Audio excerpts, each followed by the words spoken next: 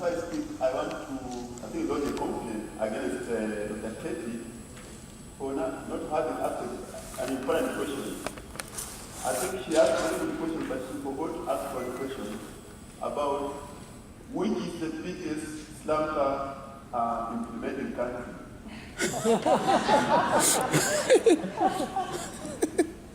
The answer should be Kenya.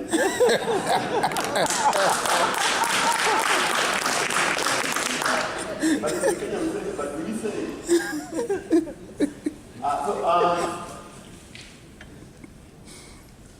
Being a big country implementing slumber has come with the challenges, opportunities, pressures.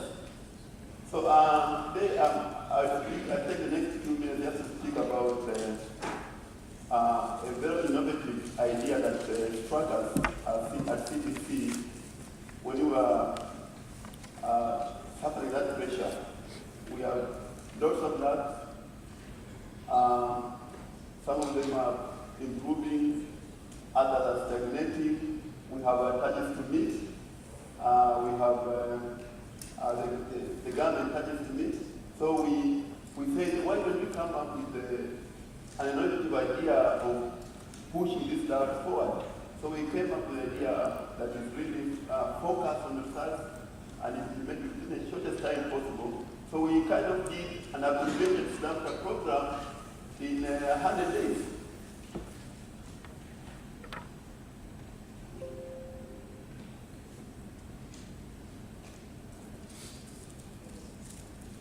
Okay. So my speech will be given in 2 sessions. I'll give you the story of Kenya, implement SLAMCA, then get down to what we have done different to get there, and also share with you the story how we have managed to stay there all this long. So regarding getting there, I think our story has been about creating positive partnerships, addressing challenges as we go along, using the SLIPTA tool. It's a tool that has really helped us gain quick reports for action. And I will share with you the outcomes. And regarding staying there, you might need to know that of all the labs that have been accredited in Kenya, more than 90% of them have lost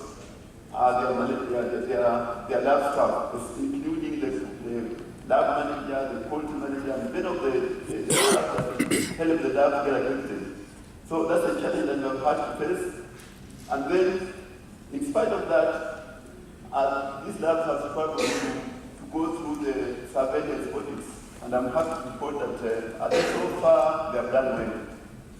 And then I'd also just give you a few conclusions arising from those segments.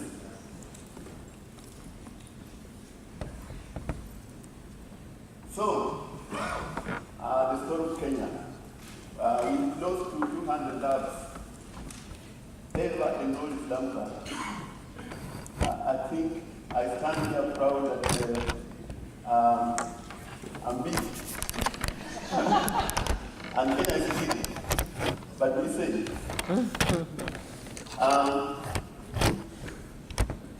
in spite of this big size of lab that we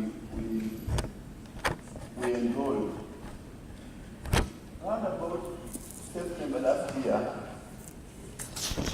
we reviewed our progress and realized what? Only 15 of those labs had gotten accredited. That was one question mark. And then that was happening at the time when I and our colleagues in Kenya had actually published a paper detailing that in our experience, when you are implementing SLAMCA, getting step 3 is perhaps the easiest thing. You get there quick and get stagnated. And when you stagnate, you can always go back. In that publication, we also highlighted the idea that The whole process of Lambda has 4 X factors.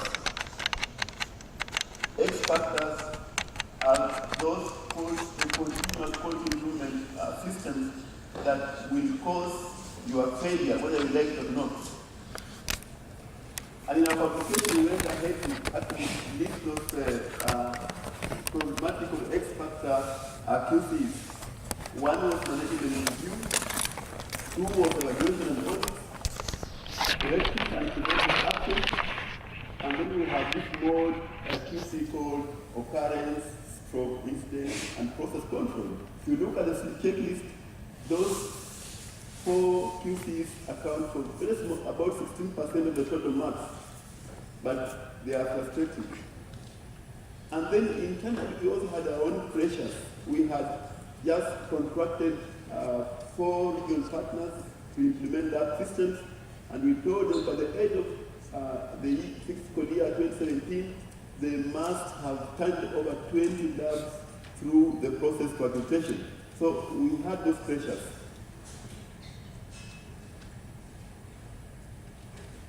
So with those pressures in mind, we came up with a process called Rapid Results Initiative.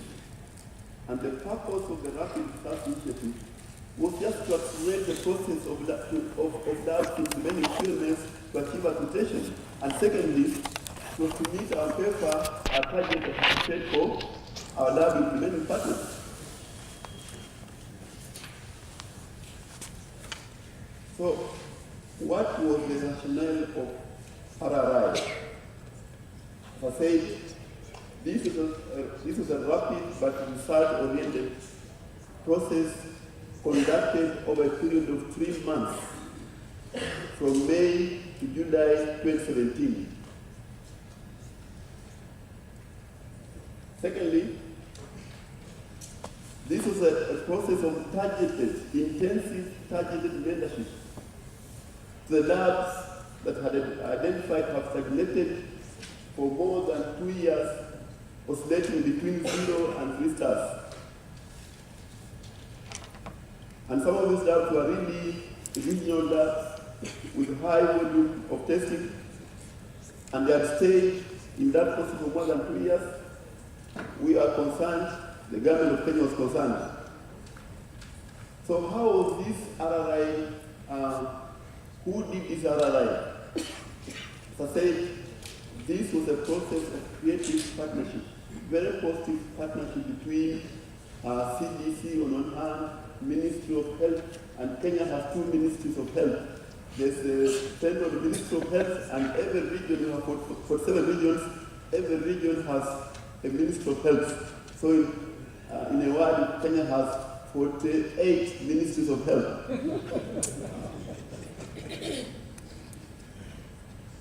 So the process was coordinated by CDC and the Ministry of Health, and facilitated by 5 lab implementing partners,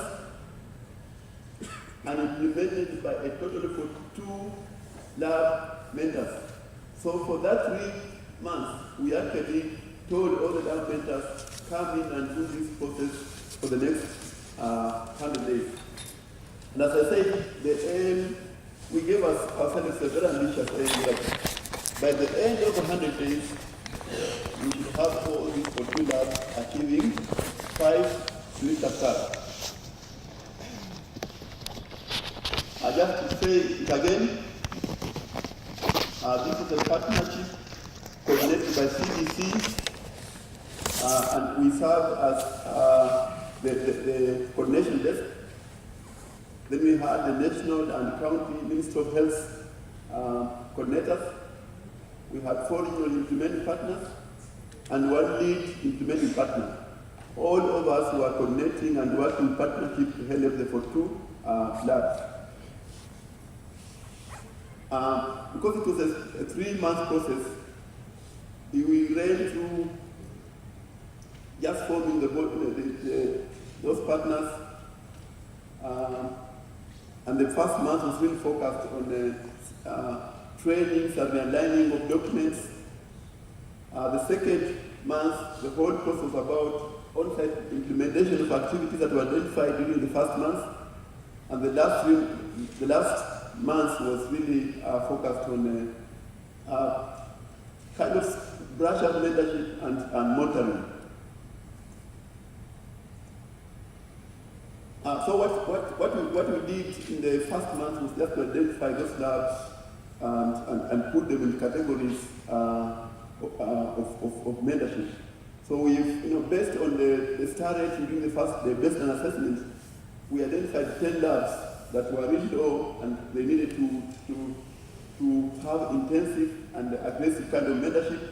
And then there are labs that were, we categorized as B. These ones were rated at between 1 and 2 stars. So these ones, we gave them a targeted support. And then there are labs that were operating at the highest level. We call them C.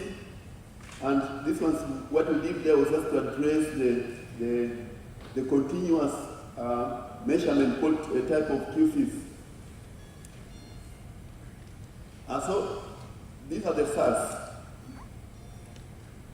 I want you to look at this is the x-axis, the y-axis. The x-axis has the baseline star rating, and this is the y-axis, the x-axis. So the best way to look at this is, at the beginning, at the baseline, we had 8 labs that were rated star 0. At the end of 3 months, this had reduced to 1. In terms of star 1, at the beginning we had 18 labs. By the end of 3 months, this had reduced to 5. In terms of star 2, at the beginning we had 9 labs. At the end of 3 months, this had increased to 21. So you see, 3 months pushed the labs to where we had wanted it to be all along. And we also saw this. At the beginning of the RRI, we had no lab with star 5. By the end of 3 months, we had 2 labs. Just another way of looking at it.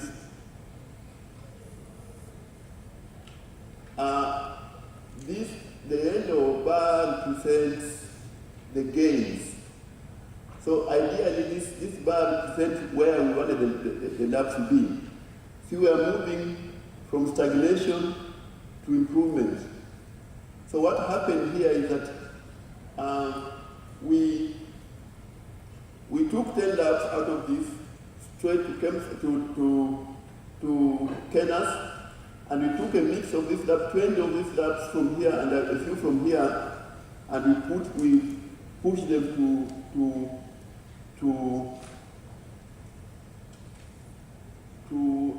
the SLM for SLIPTA auditing.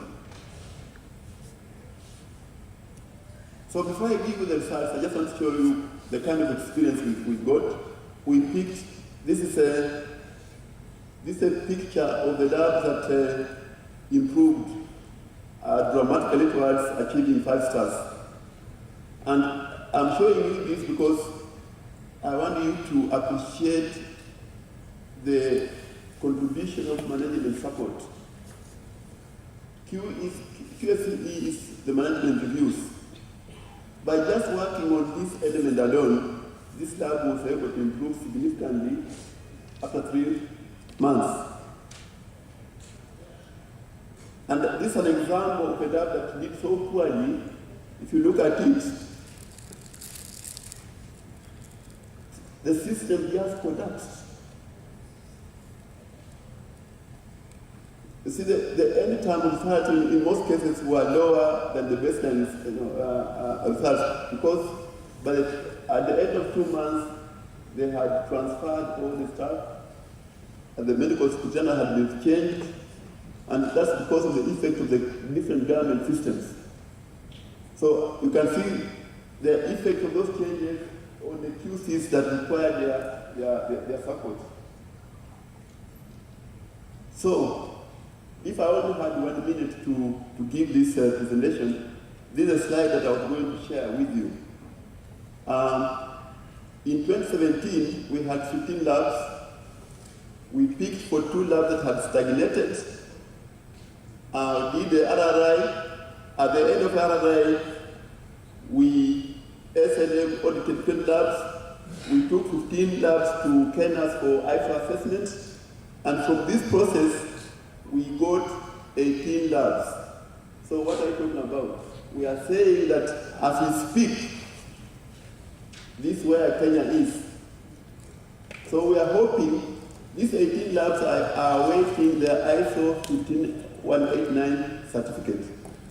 Yeah, they are waiting for their certificate.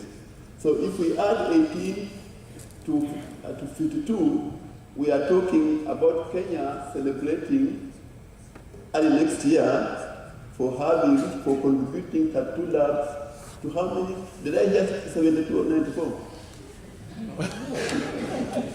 Yeah, do the math.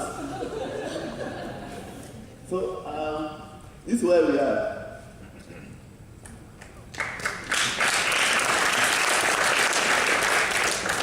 You know, Kenya is known for running. And we don't just run, we have other things too. So the whole idea about RRI was to see if we could change from, we thought we were moving like this, and we ended up moving like this. And by sprinting, we learned some basic lessons. One is that stakeholder engagement and management, very critical to the process. Intense mentorship and corrective and preventive actions, and extended period of mentorship. Those 2 things are critical to improvement. We also learned that by defining your TORs for, and those are the terms of reference for the vendors, then they go there and do the good work. We also learned that by employing the Swift attitude, like we have done in Kenya, is a way of decreasing the turnaround times for SARS coming back and using those of SARS to make decisions. Then I turn over to the second and short session of my presentation, and I speak from experience. From those 15 labs, out of the 15 labs I told you that are accredited, 6 of them have kept the accreditation of the last 4 to 6 years. Yeah. And this includes 3 labs from at national level, 1 from the regional level, 2 labs from the sub-county or district level, and 3 labs that are owned by the faith-based organizations.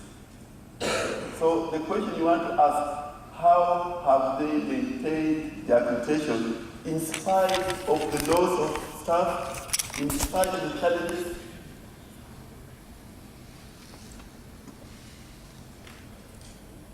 Actually, if you look at how they have done that, the answers are so simple and doable.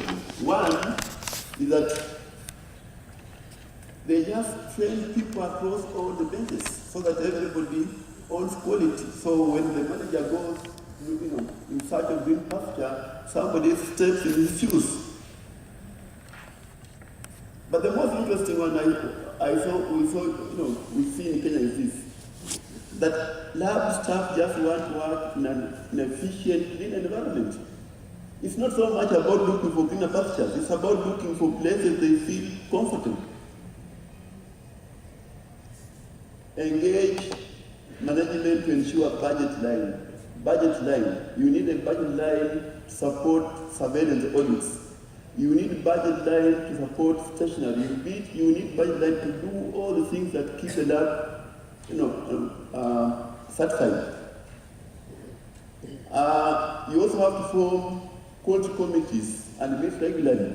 The labs that have maintained the accreditation do have quality committees that meet regularly. And then the staff need to be trained on those difficult X factors that I talked about. And then the whole issue of continuous medical education, focusing on things like job duties, internal audits, method validation, ascertained measurement, the CAPAs and the root cause analysis. all those are things that lab staff need to be trained on during the post-accreditation process. Other strategies include budget allocation. I talked about the budgets, but they also need budget allocation for to support lab commodities and fees for accreditation surveillance, job security and defined contract. This has become critical because people see their staff leaving to fulfill packages. How do you train the ones that are remaining? You have to assure them their jobs are safe and their packs are going to be better. And then there's this one. This only comes from Kenya. Formation of improvement teams in the lab. So those are some of the strategies that labs have used to maintain accreditation. So what can one conclude from this? You always need to work through a well and functioning partnership, that like we did in Kenya.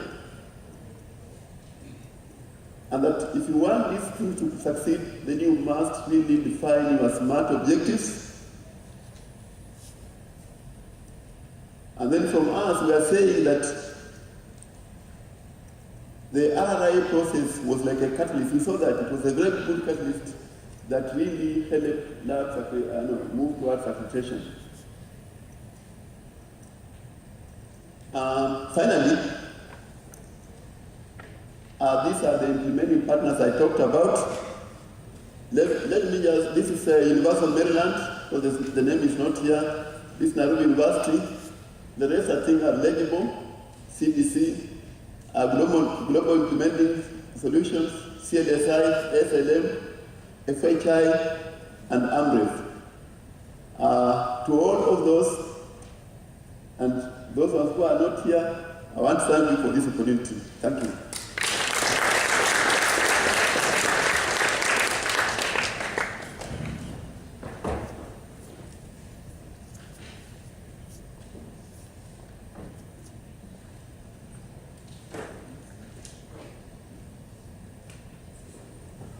Thank you very much, Dr. Ernest, for that information.